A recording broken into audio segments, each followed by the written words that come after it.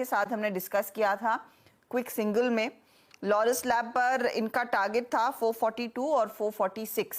In fact आज ये counter इस समय तो 445 के आसपास ट्रेड करता हुआ दिखाई दे रहा है और ये डे हाई पर इनफैक्ट फ्यूचर्स में आ चुका है। अमित, अगर आपने भी मैप किया हो इसका चार्ट तो बताइएगा यहाँ से आगे आउटलुक लॉरस लैब का कितना मजबूत है? जी मैम, काफी बेहतरीन स्ट्रक्चर है। रीजन है कि हमने रिसेंटली एक मूव देखा था जो 3-4 दिनों पहले स्टॉक ने 471 का हाई बनाया था। उसके बाद स्टॉक ने 2-3 दिन पुल बैक किया। ये पुल बैक ने अपने 20 डेमा पे आके रेस्ट किया और ब्रेकआउट जोन को रीटेस्ट करके वापस आज एक बुलिश कैंडल बन रही है। तो अगर ये प्राइसेस क्लोजिंग तक सस्टेन होते हैं 444 का, तो इमीडिएट इसका जो रिसेंट स्विंग आया था 475 वहां तक के टारगेट्स बनते हैं। तो काफी पॉजिटिव स्ट्रक्चर है। आज के लोगों को स्टॉप लॉस बना के इसमें बने रहना चाहिए।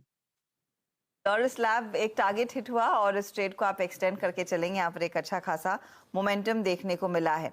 गाबा जी, संवर्धन मदरसन नजर गई होगी आपकी। मदरसन वायरिंग हम वैसे भी ट्रेंडिंग काउंटर्स में मेंशन कर रहे थे। क्या संवर्धन में भी एक ट्रेड का मौका है इस समय 124 पर? बिल्कुल लेना चाहिए। सेटअप तो सही है, बाई मोड पर है। टारगेट होगा 135, मेरे ख्याल से वहां तक जा सकता है, आजकल में जा सकता है। स्टॉप होगा करीब 123 का। तो मदरसन बिल्कुल अच्छा लगता है मुझे। सेटअप तो सही है, इट्स अ बाय। लगे हाथ जतिन, सोना बीएलडब्ल्यू देखेंगे? वहां पर भी हम देख रहे हैं एक अच्छा खासा मोमेंटम देखने को मिला है। काफी दिनों बाद ये मूव आया है सोना बीएलडब्ल्यू में। वैसे आज करीब 2% ऊपर। देखिए, सोना कॉम्स या सोना बीएलडब्ल्यू की बात करूं तो मेरे को लगता है कि रेंज बाउंड तरीके से ट्रेड कर रहा है बिटवीन 640 एंड 720।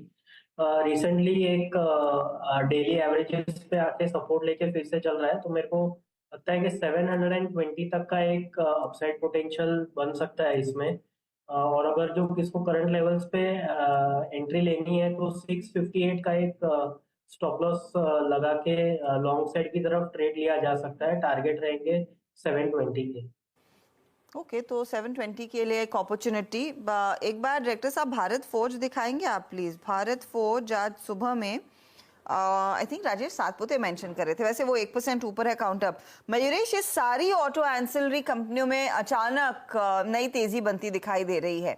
अब इसके कुछ तार टेस्ला और इलॉन मस्क से जोड़ के देखने चाहिए या फिर अंडर परफॉर्मर्स थे? अब इस मार्केट में लोग कुछ आइडियाज आइडेंटिफाई कर रहे हैं।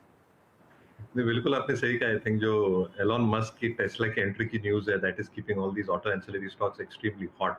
बट दो चीजें हर्षिता जी, क्योंकि आपने फोर्जिंग स्टॉक्स मेंशन किए हैं, एक एक्सपेक्टेशन ये है कि जो यूएस मार्केट में है, जो क्लास 7 क्लास 8 ट्रक्स की हम बात करते हैं, यहाँ पे एक सिग्निफिकेंट रिबाउंड शायद देखने मिल सकता है अगले वित्त वर्ष के लिए।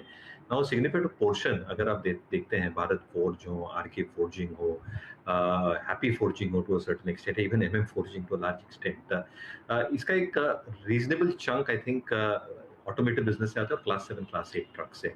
Obviously a lot of these companies have diversified into the